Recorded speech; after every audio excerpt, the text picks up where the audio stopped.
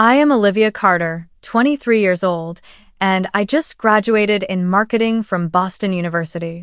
The joy of holding my diploma had not even faded when I was forced to return to the house in Springfield, Massachusetts, a place where, instead of congratulations, I was constantly called a parasite and a burden by my parents.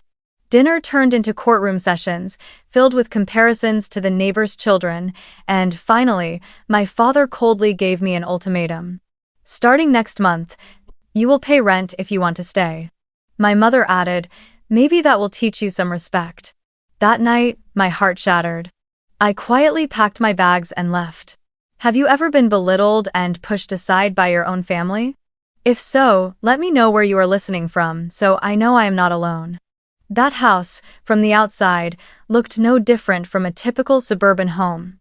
A green lawn, a white wooden fence, and a porch where people often hung the American flag on holidays. But to me, it felt more like a cage than a place to return to. My father, David, was a strict man with eyes that always seemed to scrutinize. My mother, Linda, appeared caring to relatives, but behind closed doors she never ran out of criticism for me. They never trusted me, always treating me as if I was living off them, no matter how many times I tried to prove myself. After graduation, I could not immediately land a full-time job, so I split my time between a part-time position at a bookstore in downtown Boston and an internship at a small marketing firm. My schedule was exhausting: mornings commuting to the office, evenings standing behind the counter at the bookstore. Weekends covering extra shifts, but at least I felt I was moving in the right direction. I was not wealthy, nor earning thousands of dollars like some of my classmates, but I knew I was supporting myself. I was not a burden to anyone. But in my parents' eyes, everything looked different.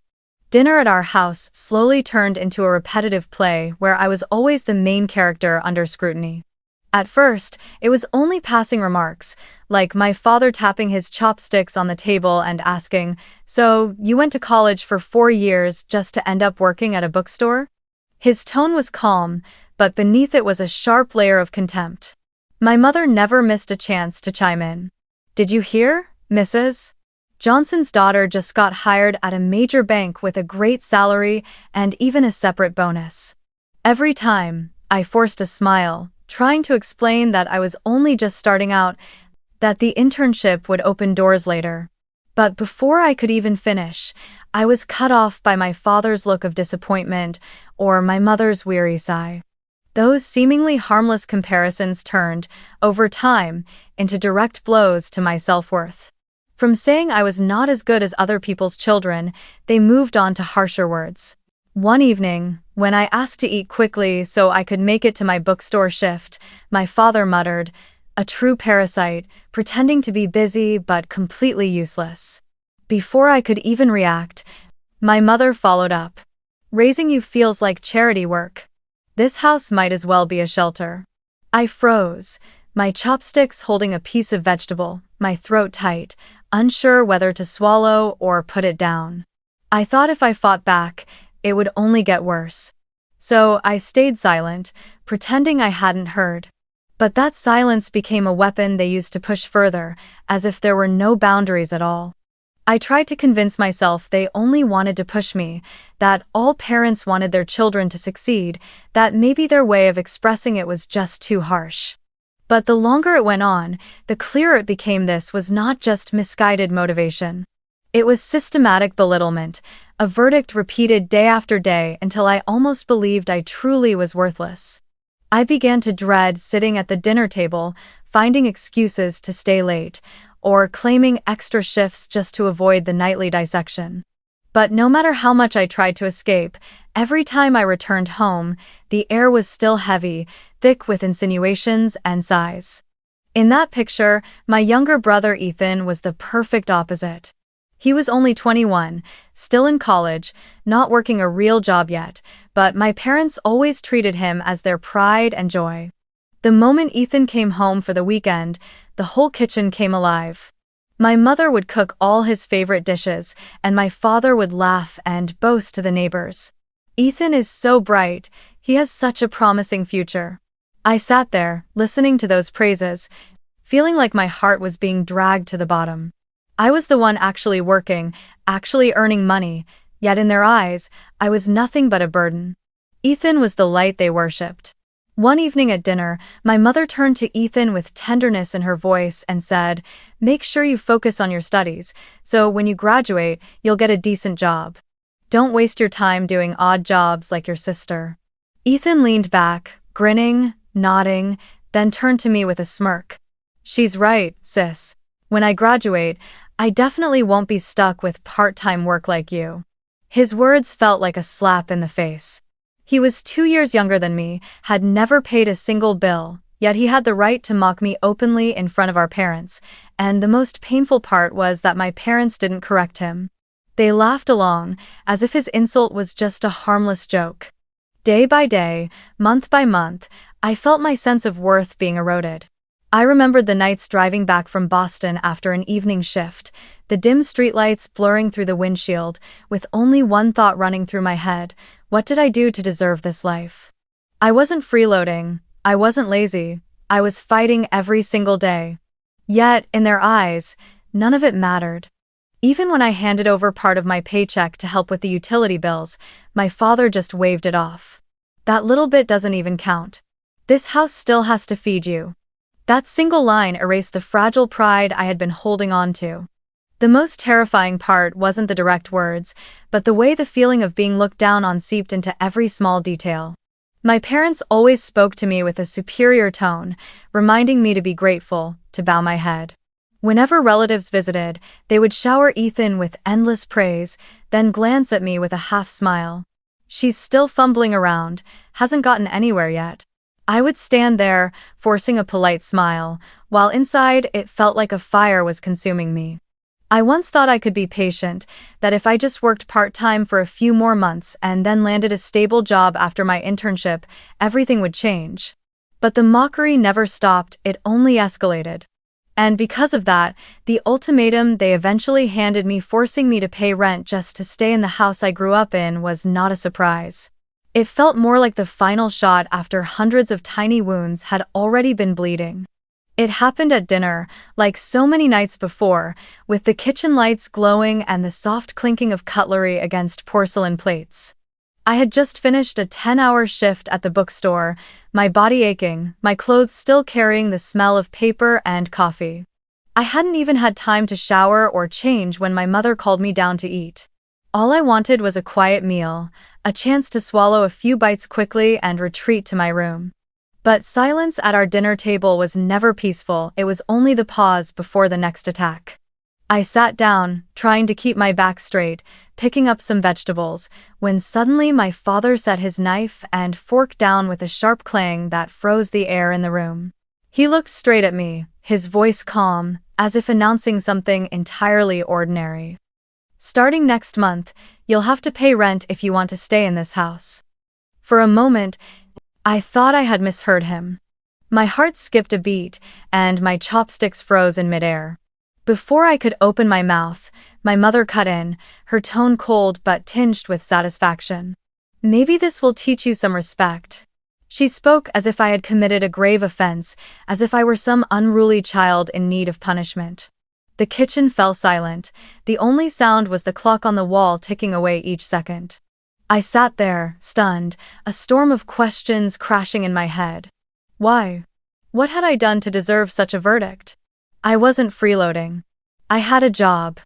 I paid for my own phone, my car, even part of the bills. I pitched in for groceries whenever I could. But in that moment, all of my efforts seemed to vanish. They no longer saw me as their daughter. They no longer saw me as part of this family. Suddenly, I was nothing more than a tenant in my own home. The frightening part wasn't whether I could afford the rent. I could. I had run the numbers, and I knew I could manage it. What crushed me was the meaning behind those words. It meant my bond with them had been reduced to a monthly fee. It meant the love of my parents could be exchanged for a few $100s. It meant that in their eyes, I was no longer Olivia, the daughter who had just graduated, who was only beginning her life but merely a burden that had to pay her way just to exist under their roof. I tried to speak, my voice trembling. "But I've been working. I've already contributed a part."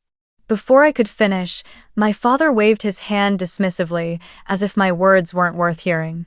"That's just pocket change. We're not supporting a freeloader anymore. If you want to stay, you pay." I turned to my mother, hoping she might soften her tone, but she only smirked. "People who really work don't whine. If you know what's good for you, you'll keep quiet and do as you're told." Ethan, sitting across the table, casually reached for another piece of meat, the corner of his mouth curling into the kind of smile I knew too well, the smile of someone basking in victory, safely on the winning side. Inside me, something shattered. I still remember the sensation of rice stuck in my throat, like a stone blocking my breath. I didn't cry, I didn't scream. I only felt a vast emptiness swallowing me whole. I sat there for a few more minutes, pretending to eat out of formality, but my mind no longer registered anything beyond the pounding of my heartbeat. The world around me blurred. Deep down, I knew tonight marked a turning point. From the moment my parents looked me in the eye and demanded rent, the fragile thread that connected us as parent and child was severed. I quietly stood up and excused myself to my room. No one stopped me. They carried on their conversation about Ethan's prospects, the mortgage payments, their weekend plans. Not one of them bothered to turn and look at me. As I walked away, it felt as if I had already become a ghost in that house, unseen, unheard, and utterly unvalued. I closed my door after that fateful dinner and sat motionless for a long time, trying to convince myself that maybe they had only spoken out of anger. But the more I thought about it, the clearer it became there was nothing left to hold on to. Every memory, every fragile hope that one day my parents would acknowledge my efforts had crumbled with just a few cold sentences. As the clock crept toward midnight, I stood up, opened my closet, and pulled out the old suitcase that had been tucked away in the corner. I began folding clothes, placing my laptop inside, a few books, and a small box of personal keepsakes. A photo of me with my grandmother, a worn bracelet from my best friend on my birthday, and a few old letters I had hidden away. Each item I packed felt like proof that I still had value of my own, that my life was not completely defined by them. I packed quietly, careful not to make a sound. The house was wrapped in darkness, with only the faint glow of my lamp spilling out from under my door. Inside me, pain mixed with determination. I knew that if I stayed, I would only continue to be diminished, pushed deeper into the role of parasite, as they called me. When the suitcase was finally full, I looked around the room that had once been my small world but now felt strangely foreign. It was no longer a place of return, only four walls that reminded me of rejection. I stood still for a long moment, heart pounding, then took a deep breath and pulled the suitcase out into the hallway. My old car was parked in the driveway, looking even more worn under the dim streetlights. I loaded the suitcase into the trunk and sat behind the wheel, my hands trembling as they gripped the steering wheel. When the engine came to life, it felt as if the last thread tying me to that house had been cut. The drive from Springfield to Worcester took over an hour, and that night, every mile felt like a step away from my childhood, a step away from the fragile hope of family I had clung to for so long. Streetlights flashed by like streaks of lightning, and the shadows of trees stretched across the road. I drove in silence, carrying both sorrow and a strange sense of relief. By the time I reached Worcester, the clock was nearing 2 in the morning.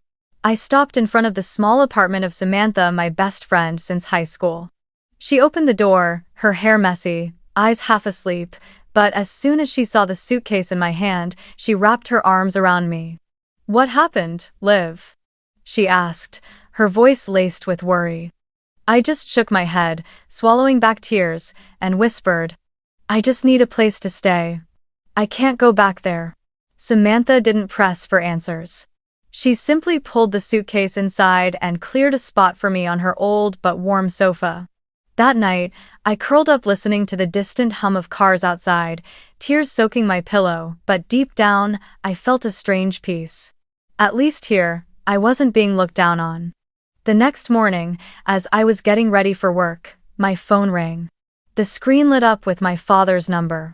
I hesitated for a long moment, ready to silence it, but curiosity got the better of me. I answered, my chest tightening. On the other end, his voice was panicked, hurried. Olivia, your room is empty. Where are you? Why did you leave like this? I clutched the phone, emotions swirling inside me, but instead of explaining or pleading, I delivered one short sentence, my voice calm and cold. You said I was dead weight, so consider me gone. I hung up before he could reply. In the days that followed that call, my phone never seemed to stop buzzing. A flood of messages from my parents poured in like a relentless storm, each one pressing down on my chest. At first came the reproaches. You're ungrateful. We raised you all these years, and now you just walk out like this? Then the accusations. You left home over a little money. Selfish. I sat staring at the screen, my fingers trembling, but I didn't reply. Every word felt like a knife twisting into the deepest part of me. Not once did they mention the insults, the mockery, the wounds they had planted in me for years. In the story they spun, I was nothing more than a traitor storming out in childish anger. Then came Ethan. In the family group chat, my youngest brother, the one still pampered, the one who had never worried about a single day's living expenses, casually typed. Makes sense, adults should give back to their parents. Who works and still expects to live at home without paying. His words poured fuel on the fire. Aunts and uncles reading the thread would no doubt believe I was lazy, that I only took and never gave. I could already picture the family gatherings, whispers spreading. Olivia left home because she didn't want to contribute money. How shameful. Meanwhile, the truth was nowhere close to that. In the middle of my turmoil, my older sister Emily, who had left Massachusetts years ago after her own falling out with our parents, called me. Her voice was low, heavy with sympathy. Mom's been telling the relatives you left because they asked you to pay rent. She's saying you're throwing a childish tantrum, refusing to grow up. I went cold. The whole story had been rewritten, and in their version, I was the villain. There was no trace of the times I was called a parasite, no mention of being told raising me was charity. No one heard about my 10-hour shifts that left me drained. All they saw was a selfish girl who abandoned her family over a few $100s. I sat in Samantha's small apartment, watching as messages flooded in so fast the screen barely had a chance to dim. My father called me ungrateful. My mother wrote, if you still consider this family, then come back immediately, apologize, and speak properly. Ethan, smug as ever, added, if you don't come back, then your room is mine anyway. Just what Mom and Dad wanted. My stomach twisted tight, every breath feeling heavier. I realized then that they didn't just want to push me out, they wanted to rewrite the story so that when I was gone, the image of me in the family would vanish too, replaced by the distorted version they had crafted. What hurt most was the betrayal by the very woman who gave me life. My mother wasn't just punishing me with demands, she was using words to erase all my efforts in the eyes of others. I could picture her telling my aunt in a cold, dismissive tone, Olivia left just because she was asked to grow up a little. She's nothing but a child. They would nod, they would judge me, while the truth remained invisible to everyone but me and Samantha. I felt shock, anger, but above all, helplessness. How could I fight against an entire family all telling a different version of the story? I could write out the truth, I could send messages to explain to the relatives, but would anyone believe me? Or would they only see me as making excuses, confirming exactly what my mother said, that I was a stubborn, sulking child who stormed off? My silence had suddenly become the canvas on which they could paint any picture they wanted of me. That night, I lay on the sofa, eyes wide open, staring at the ceiling. My phone kept buzzing beside me with missed calls, but I didn't touch it. My head spun with one thought. If I kept silent, I would forever remain the villain in their story. But if I spoke up, I risked making the chaos even worse. I felt trapped, like a fish stranded on the shore, gasping with no way out. Samantha brought me a cup of hot tea, sat down beside me, and held my hand. Olivia, they can say whatever they want, but the truth is still the truth. You know exactly what you've been through. Don't let them make you doubt yourself. I nodded, but inside the bitterness lingered.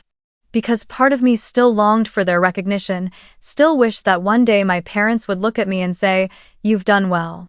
Instead, they turned me into the excuse that elevated Ethan, clinging to the story that they were perfect parents and I was the ungrateful child. In that moment, I realized something. I could not control the way they told my story, but I could control how I wrote the story of my life. If they had cast me as the villain within the family, then I would build a life where the truth would eventually speak for itself. No matter how hard they tried to erase me, I would exist not in their distorted memories, but in the present and future I created for myself. The first days in Worcester were the darkest of my life. There were nights when the streetlights spilled through Samantha's window and I curled under a thin blanket, crying until I could barely breathe. Tears soaked my pillow, spreading into cold streaks against my skin. I cried not just because I had lost a home, but because I had lost the last illusion that family could save me. Those were nights when I felt like I had nowhere left to return to, no one to hold on to. I was erased, no longer present in the story of the family I had once belonged to. And yet, within that abyss of pain, a faint light began to appear.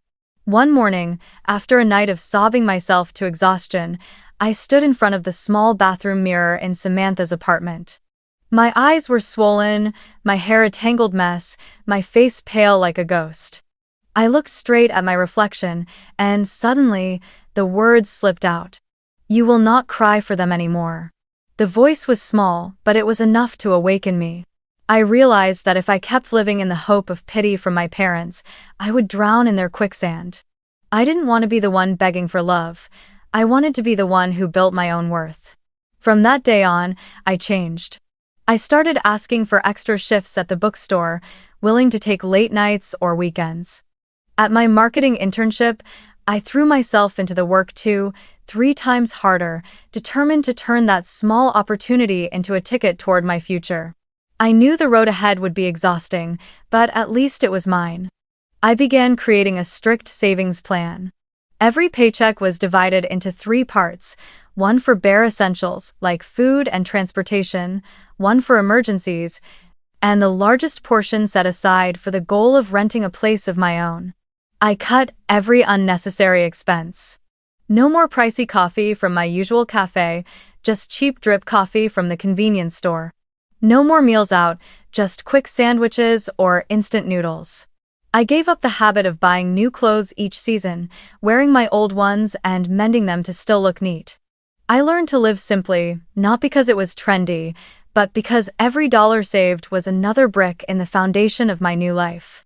On nights after work, I dragged myself back to Samantha's tiny apartment, tired and hungry, yet carrying a quiet pride. I was no longer the child called a parasite. I was someone slowly, steadily, taking care of myself. Samantha often left little notes on the kitchen counter. "Keep going, Liv, you're stronger than you think." Those few words kept me steady, reminding me I wasn't completely alone. Work slowly became the place where I poured all of my energy. At the bookstore, I learned how to manage shifts, how to organize shelves, how to talk with customers in ways that encouraged them to buy more. At the marketing firm, I volunteered for the small projects no one else wanted, stayed late to revise reports, and absorbed every bit of knowledge I could from my supervisors. I was no longer afraid of exhaustion, because I knew I was building a solid foundation. Every time I got paid, seeing the balance in my account rise, even just a little, warmed me from the inside. No one but me knew how many nights I had cried, how my hands shook as I clicked send on requests for extra shifts. But now, every dollar saved was proof that I had stood back up. I was rewriting my story, no longer the villain in my parents' narrative, but the main character of my own journey toward independence. One evening, I sat by the window of Samantha's tiny apartment, looking out at the bright streets of Worcester. The air was chilly, my breath fogging in front of me. I held the cup of hot tea Samantha had given me and smiled faintly. I thought, I lost everything in that place, but here, I'm starting to find myself again. And for the first time in weeks, I felt a new kind of faith that this pain wouldn't last forever, that from the bottom of the pit, I could climb upward and build a life no one could ever take away. The day I held the keys to my first studio apartment in my hand, I had to stop for a few seconds at the door, inhaling deeply as if I were about to step into an entirely new world. The small apartment was tucked inside an old building in Cambridge, just a 10-minute walk from my job. It wasn't luxurious, not the kind of place people flaunted on social media. The wooden door had peeling paint, the floors creaked underfoot, and the walls bore faded stains from old paint. But to me, it was a treasure. For the first time in my life, I had a space of my own, one where no one could step in to criticize me, no one could strip away my right to exist. The room was just big enough for a single bed, an old wooden desk left behind by the landlord, and a small corner for the laptop I had carried with me. I bought a cheap shelf from a secondhand store to stack my books and pinned a few printed photos from my phone onto the wall, as if to declare, "This is my home." At night, the warm glow of a yellow lamp spread across the corners, wrapping the room in a simple, gentle coziness. I would sit on the floor, leaning against the wall, looking around the sparse but peaceful space, and feel an unfamiliar lightness in my chest. Small as it was, everything in that room was something I had built with my own hands. The first night I slept there, I lay on the bed I had bought with my own paycheck, listening to the faint hum of cars drifting in from the Cambridge streets. I smiled to myself in the dark. It wasn't the softest bed, and it didn't have luxurious sheets or pillows, but it was the only place where I could close my eyes without fearing that, by morning, I would be replaced. I felt a sense of safety that my parents' big house had never given me. Work at the bookstore and the marketing firm slowly became my anchor. When my supervisor at the firm noticed how often I stayed late to polish reports, he began to trust me with more tasks. I was assigned to mentor a group of new interns and given more opportunities to contribute to projects. The praise was small, but enough to make me feel I was no longer invisible. At the bookstore, my manager asked me to oversee shifts and even allowed me to arrange the schedule for the part-time staff. For the first time, I felt recognized as someone truly responsible. After a few months, when my savings had grown a little, I bought a second-hand gray sofa from a small shop in Somerville. The seller helped me deliver it, and Samantha, who had stood by me through all the hard days, struggled with me to haul it up to my second-floor apartment. When we finally set it in the corner of the room, I laughed like a child. That worn-out sofa might have seemed worthless to anyone else, but to me, it was a symbol of victory.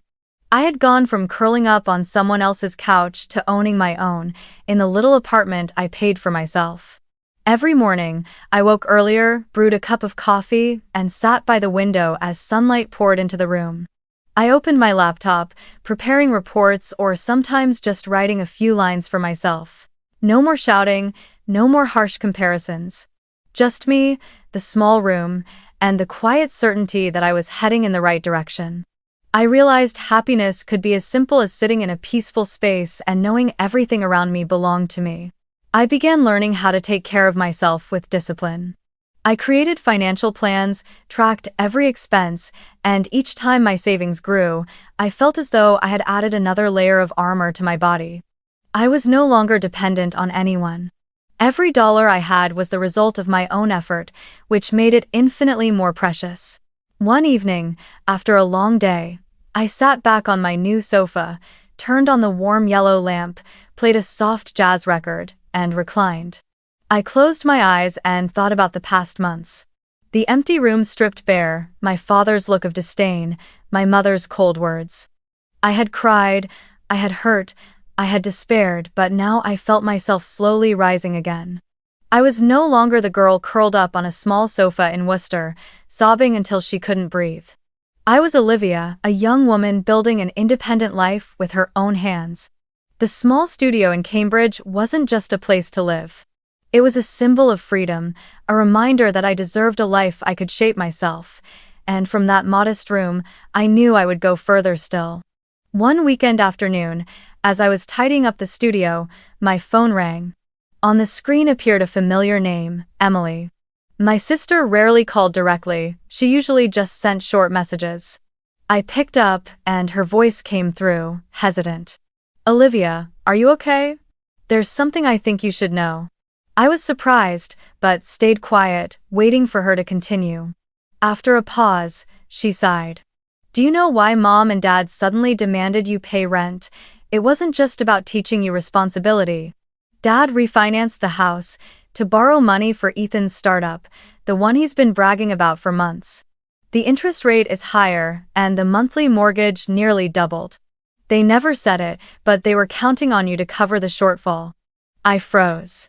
So, all the sarcasm, the ultimatums, hadn't come from any lesson or sense of duty. I was nothing more than their financial solution, the backup bank to tap into when their golden child's plans didn't hold up. My whole body burned, my hand gripping the phone so tightly that my knuckles turned white. I bit my lip to hold back tears. In my mind, I heard my father's mocking laugh, my mother's cold voice, and pictured the sign taped to my old door. Ethan's room. Now it all made sense. I had never been seen as a daughter. I was just the reserve wallet they turned to when they needed cash. After that call, I collapsed into my chair, my chest burning with rage. I wanted to scream, to call them immediately and throw the truth in their faces. But then I stopped myself. What would screaming achieve? Another fight, another chance for them to erase my voice? They would twist the story again, paint me as ungrateful, and I would be left even more drained. No, this time I would not scream. I would choose silence, but a silence heavy with weight, a silence they would not be able to ignore. From that day on, I began gathering everything that could serve as proof.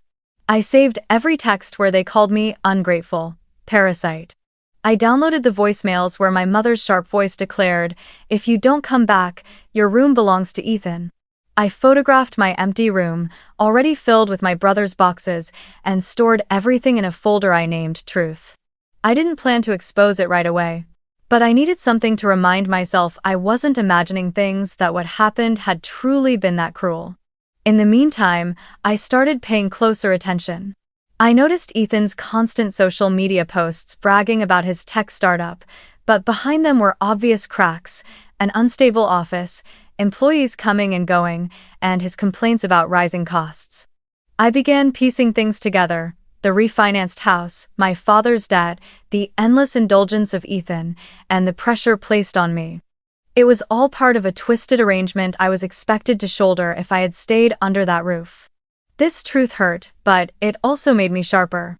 I realized that in my family's power game, I had never been an equal player. I was the cushion, the safety net, the one meant to absorb the fall so their golden child could chase dreams without consequence. I thought back to every time my parents compared me to Ethan, every dinner where they hurled cutting words at me, and I finally understood. It had all been building to that moment when they would need me to pay for their mistakes. But I also realized something else. I was no longer the trembling child who endured in silence. This small studio, the work I was doing, the savings I had built with my own hands, they had given me strength. I could face them, but not in the way they expected. I would not scream only to be dismissed. I would choose my moment, and when I finally spoke, they would have no choice but to listen, because I no longer depended on them. That evening, I sat alone on my second-hand sofa, the warm glow of the lamp spilling across the notebook in front of me. I wrote down each point. What they owe, what they said, what I know. I listed everything like a strategist preparing for a long campaign. I was no longer seeking their recognition. I wanted to prove that my silence could be stronger than any argument. And in that moment, sitting in the small room, I felt a shift within myself. I was no longer the girl sobbing on a sofa in Worcester. I was no longer the daughter pushed out of her childhood room. I was becoming a woman who knew how to hold power, how to guard the truth, and how to wait for the right time to make them realize just how wrong they were to ever label me dead weight. After months of silence, a message from my mother arrived on a Thursday evening, just as I had returned from a late shift and settled onto the sofa in my Cambridge studio. The words were short. "Family gathering this Sunday. Come home." I stared at that line for a long time, my heart beating slow but heavy, as if my body already knew this was the moment I had been waiting for. Months of silence had passed, months of letting them get used to the fact that my world no longer revolved around them. And now, they reached out, inviting me back. I knew this was not an unconditional reconciliation. This was a trap wrapped in false sweetness, a trap I had known all too well for years. But this time, I would not walk in empty-handed. I would walk in prepared, with strength, and with the resolve never to be buried again. On Sunday morning, I opened my closet and chose the navy suit I had saved for weeks to afford. I smoothed out each wrinkle, slipped into my polished black shoes, and stood before the mirror. Reflected back was a different Olivia, not the frightened daughter who avoided confrontation, but a young woman, independent and confident. In my handbag was something crucial. My phone, filled with saved messages, voicemails, and photos of my empty room with Ethan's boxes inside. I didn't plan to throw them out like weapons, but I carried them as a kind of shield. That evidence reminded me that everything I had endured was real, that I wasn't crazy, I wasn't exaggerating, and I had every right to walk away. As I drove back to Springfield, the familiar scenery appeared, the rows of trees along the road, the sign of the small diner, and finally, the house I once called home. My chest tightened at the sight, not from longing to return, but from knowing I was there to close an old chapter. Ethan's car gleamed in the driveway, as if on display as a trophy. I stepped inside, and the chatter from the dining room hushed when they saw me. My mother rose with a radiant smile I knew was only a mask. "Olivia, you came back. I'm so glad." I gave a slight nod, returned the gesture with a brief hug, and took my seat at the familiar table. The first few minutes passed in a fragile pretense of calm. My mother served the food, Ethan sat scrolling on his phone, my father quietly reached for dishes. But I knew the real moment would come. And just as expected, my father set his chopsticks down, cleared his throat, and said, "Before we eat, I want to talk seriously. Olivia, you should help pay the mortgage.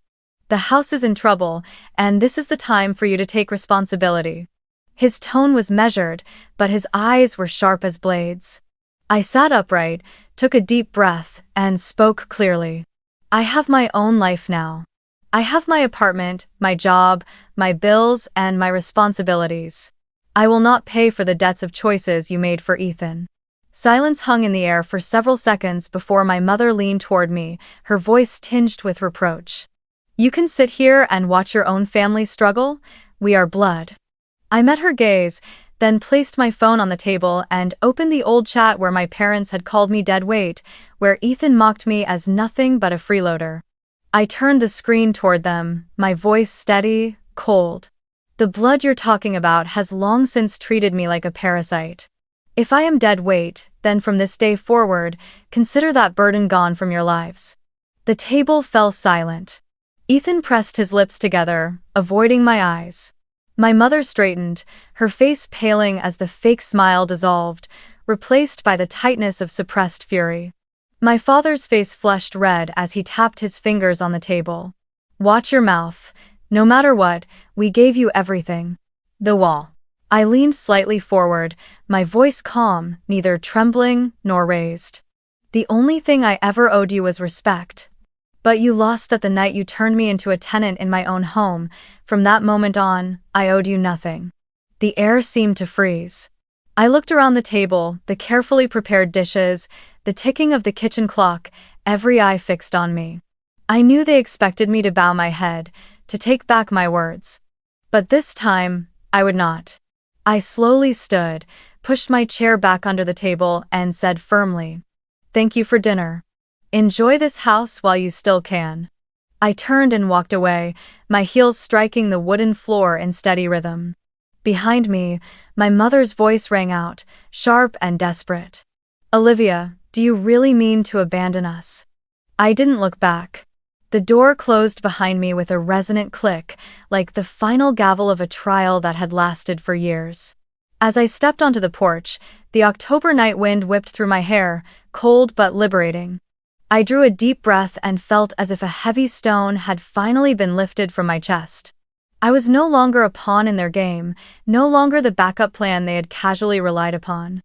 I had reclaimed the right to decide, the right to define my own worth.